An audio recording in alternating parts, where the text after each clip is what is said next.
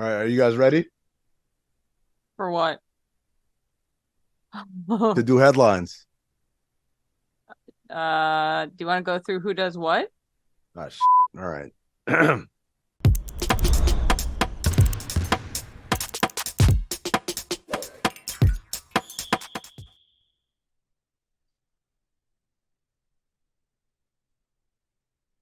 Welcome to Oddball. Damn it, Team USA. God damn it, man. I made a damn Trump, Noah Lyles, Laura Ingraham, goddamn Megan Kelly flag burning meme for you people because I thought you would take care of business. That's Charlotte Wilder, by the way. We got a conversation with LaMarcus Aldridge coming later. It's really fun to go back in time with him. Should Give I me the be headlines. concerned? Give me the Should I be? headlines. Are you good? Are you all right? Is this Yeah. an? Do we? Just do the show. Just do the show. Okay.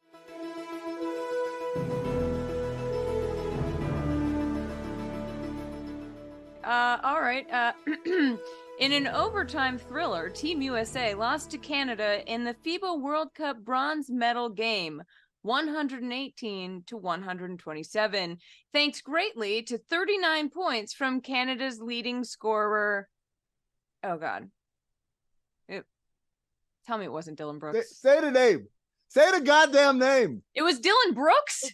Dillon freaking Brooks? You guys couldn't stop Dillon Brooks? Dillon Brooks? This guy shot like 32% from three last year. And now he's unstoppable. Now he's Michael Jordan. Canadian Dillon Brooks? What's happening? What is going on? You know something, Charlotte? He's never scored 39 points in a game in his life. Not in college, not in the NBA. But he gets on this level, on this plane, and all of a sudden, he's bombing away from everywhere. And all of a sudden, we don't have anybody we don't have any answers for Dillon freaking Brooks. Are you kidding me? You know the thing I'm really sick and tired of? I just ashed all over myself. What? I'm sick and tired of everyone saying, oh, our best players weren't there. You mean to tell me I need LeBron, Kevin Durant, Steph Curry to beat Dillon fucking Brooks? Jesus Christ.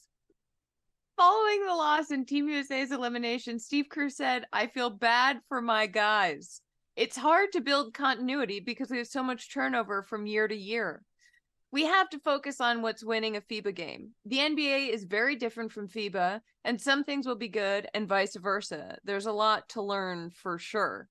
There is a big difference between FIBA and the NBA. The only thing they have in common is the B. And the A. Oh. So geography, math, and spelling. These are all things that Charlotte's terrible at. But you know what, Charlotte? I wrote that down. I wrote that joke down. I bet you wouldn't lose to Dillon Brooks in a spelling contest. No. And that's all that matters here. Yep. You lost to Dillon Brooks. I called Canada America Junior last week. And you... It's shameful.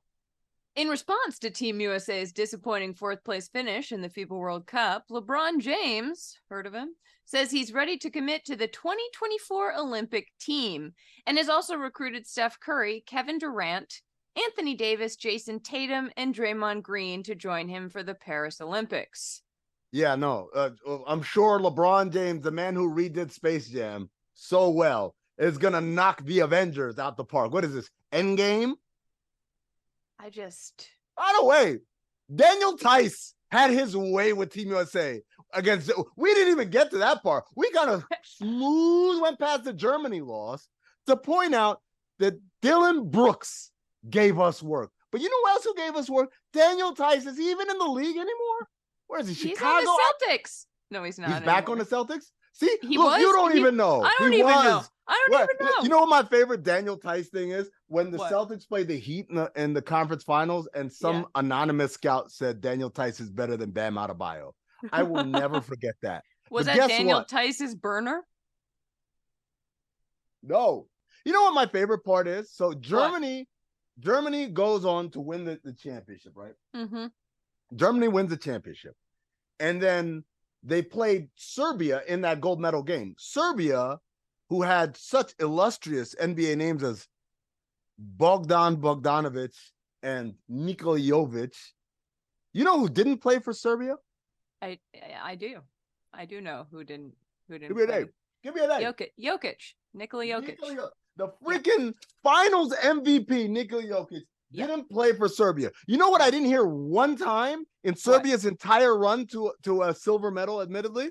What? Not once did I hear, but our best player's not here. I am sick and tired of that being America's response to getting its ass whooped. Our best players weren't here. Is that where we're at now? We got to send the absolute best Hall of Famers, top 75 list guys in order to win. And if we don't, we can't win. But Serbia can send its B team and still walk away with at least a silver medal and also not lose to Dillon Brooks. They didn't lose to Dillon Brooks. Also, the last time that Canada medaled was in the 1936 Berlin Olympics, and then Germany just won the whole World Cup. So it feels a little, I mean, there's a World War II joke in there. Not sure I'm trying to make it, but just easy, Charlotte. Okay, all right. So as you mentioned, Germany did win its first ever FIBA World Cup gold, defeating Serbia 83-77 behind 28 points from Dennis Schroeder, another person who is on the fucking scrap heap of the NBA. Where does he play, Charlotte? Not the Lakers anymore. That's all I know. Or maybe the Lakers still. I don't know. It doesn't matter. All that matters is that Dennis Schroeder and Franz and Mo Wagner was enough for a gold medal. But apparently Anthony Edwards and Tyrese Halliburton and Jaren Jackson Jr.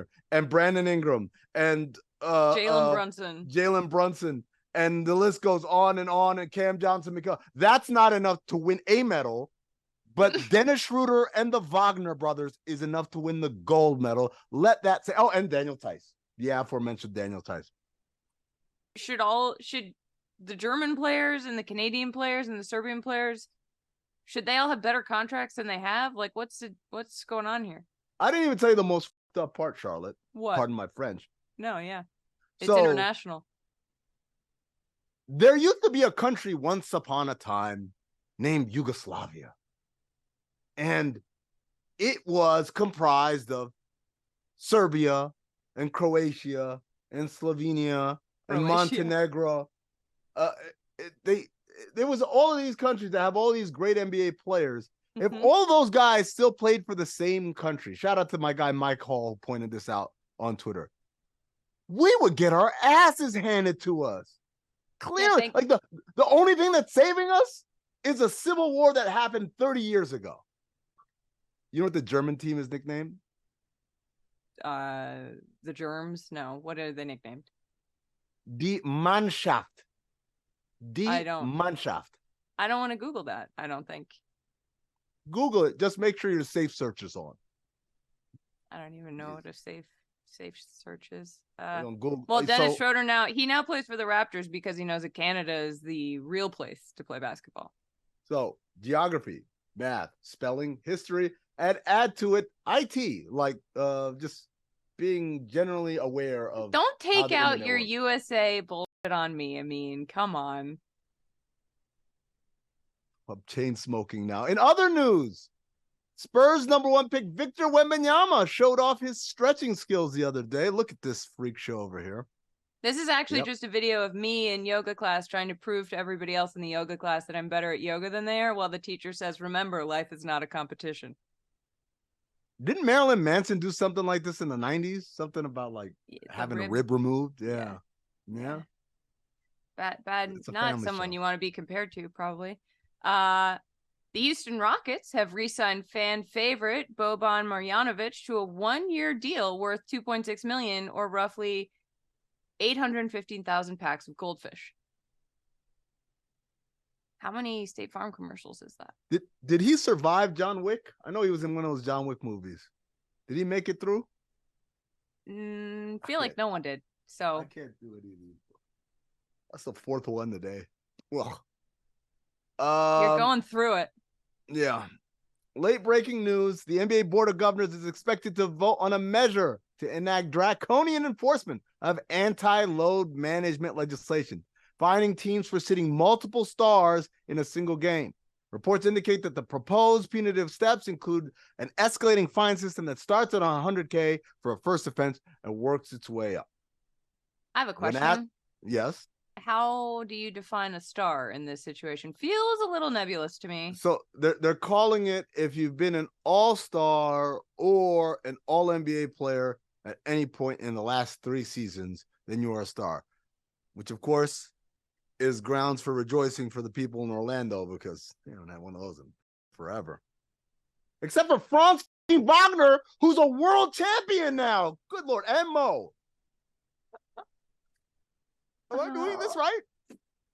Am I doing this right? I don't know. I don't smoke cigarettes. Oh my God. I got these because I thought they'd taste a little better, but what is that? Is that a Swisher Sweet? Swisher Sweet. God, you've never sounded whiter in your life. Hey, we talked to LaMarcus Aldridge last week, and we didn't show you the interview then, but we're going to show it to you now. So let's go ahead and transition to that. Dillon fucking Brooks. Are you going to puke on camera? I might. I just might. I'm legitimately concerned. All right. Oh.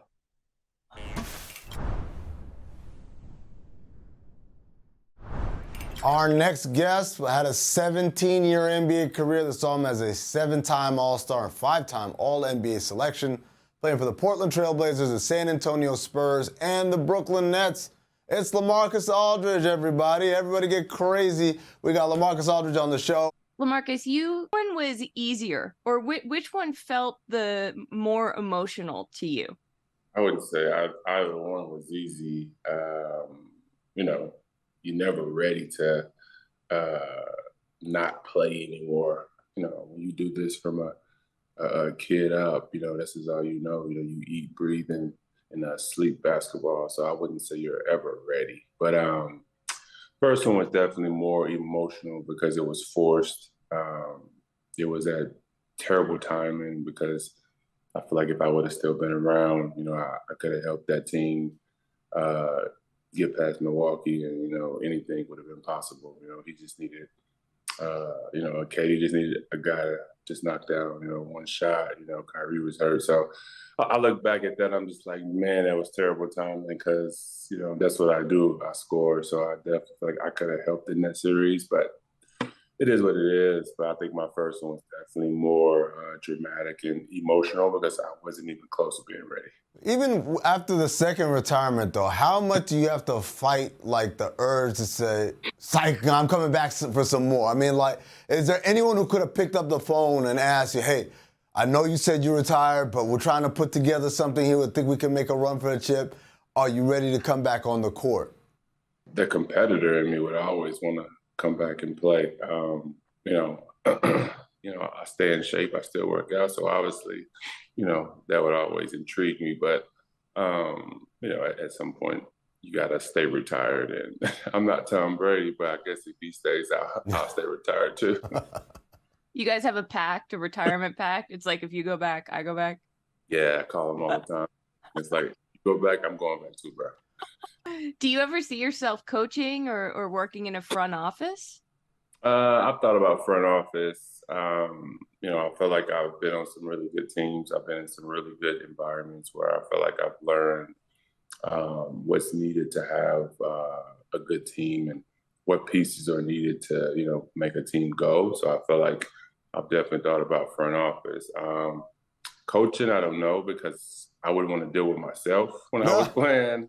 I wasn't a bad player. It's just I was so particular. I didn't like change, and I feel like as a coach, you have to change things up sometimes to make sure that you're getting the best out of your team. So I would understand the players. I don't know if I could, coach, but I think more front office for sure. What's an example of a moment where now looking back, you could say that I was kind of a little uncoachable in that moment because I didn't like change? I would never say I was uncoachable. I think if it's presented to me in the right way, I'm pretty receptive to most things. You got one in mind. It's all good, man. Like at the time, you thought you were justified, but looking back, you're like, probably was a little bit of a jackass right there. I don't have one in mind, but I'm trying to think of one because I think I've always tried to handle myself in most professional way. Obviously, we all have our moments. Yeah. What's a moment that, when you said right now in your answer, I wouldn't want to coach because I know how hard it probably was to coach me. What's a moment that made you think about that in your answer of saying, like, I wouldn't want to be a coach because thinking about, like, what it would have been like to coach me would have been not a walk in the park. That was when I got to San Antonio, and we were winning 60 games that first year, and we were up by 30 at halftime every time, and I wanted to play the fourth. And Pop would fight me and be like, "No, you can't play the fourth." But I'm just like, I need my rhythm, so like, I want to go back in the game in the fourth. So I feel like, obviously, he was coaching the team in the right way, and to risk injury wouldn't have been smart.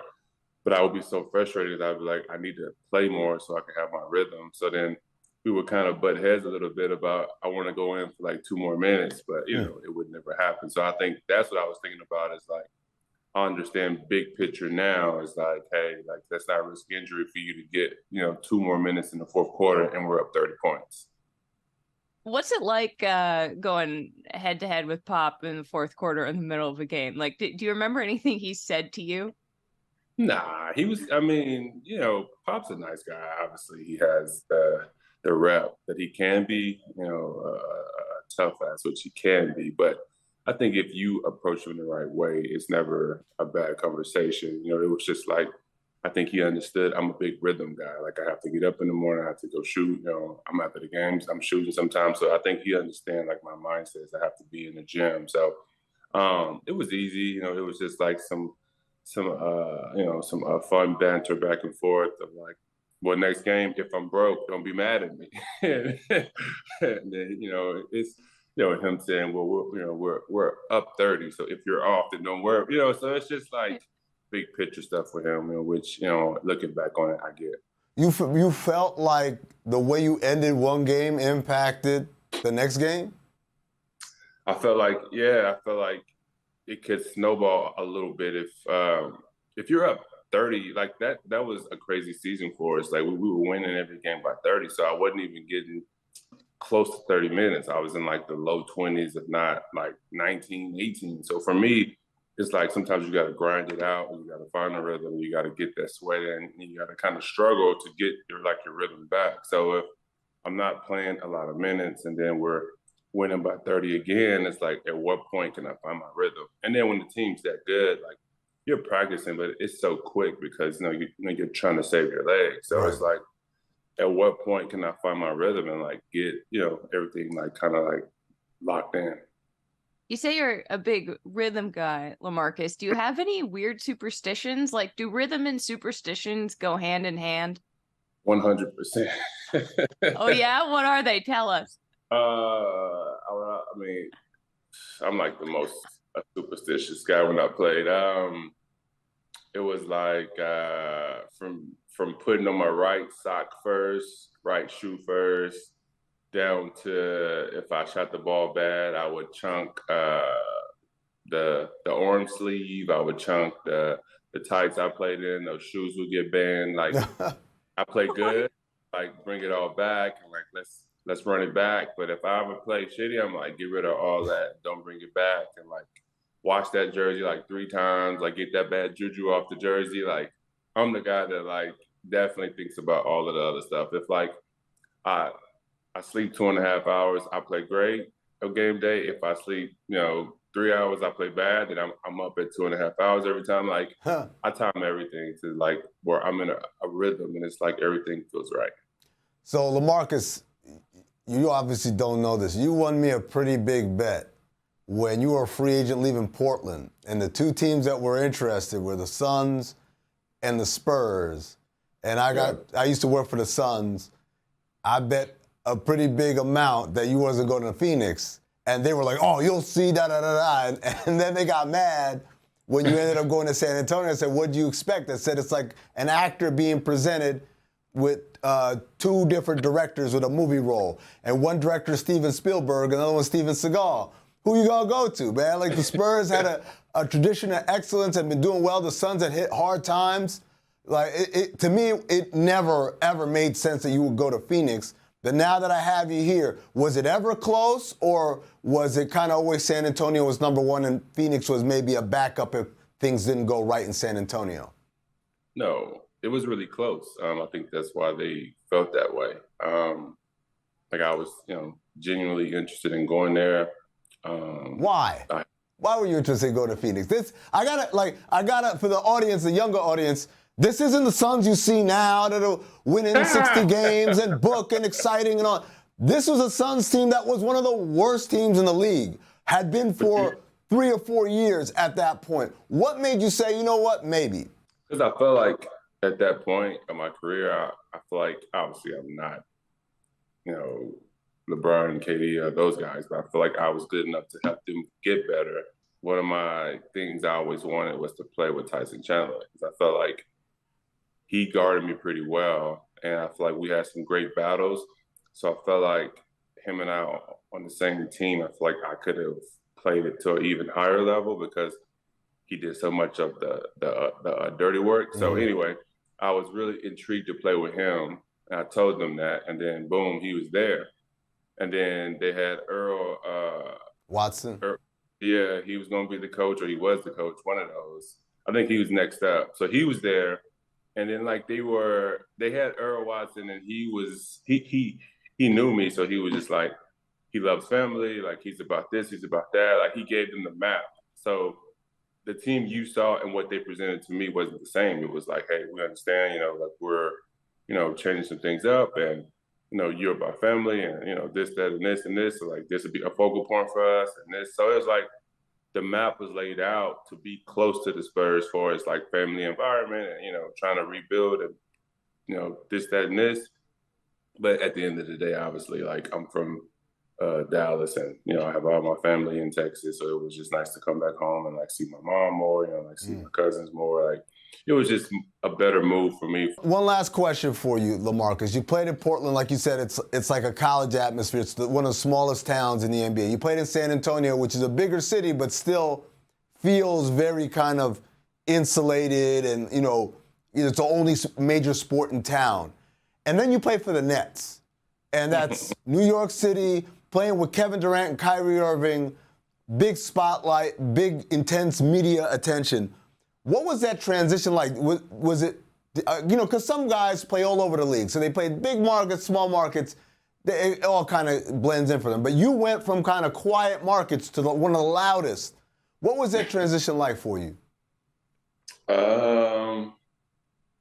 It was easy because playing with those guys, it was like how crazy the game, like how simple the game became. I think my first year, I was only there, year and a half. But my first season when I got bought out, I remember, like, we just running this simple play where I go pin down for KD, and I pin down for him, and, like, he's so good that both players go with him, and I just, like, turn, and the ball's in my hand, I just dunk it. I'm just like, I've never been that open.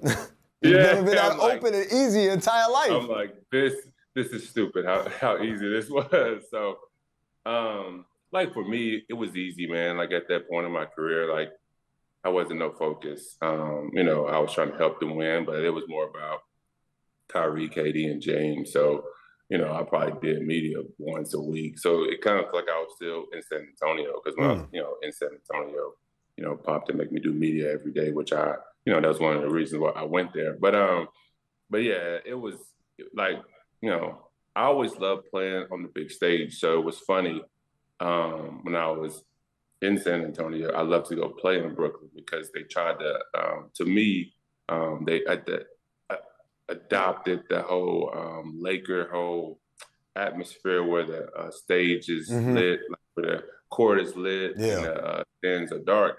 I've always loved that. Like, I had some of my best games when I was young, playing the Lakers at Staples Center, because I felt like you're on the stage then, like, you're the focal point. So I've always loved, Barclays Arena, and so when I was there, I just enjoyed it. Well, his name's LaMarcus Aldridge. He's a 7-time All-Star, 5-time All-NBA player. Thank you so much for joining us. Thank you for having me. I'm the Walrus. I'm the Eggman. Thank you for watching Oddball. Cuckoo, could you?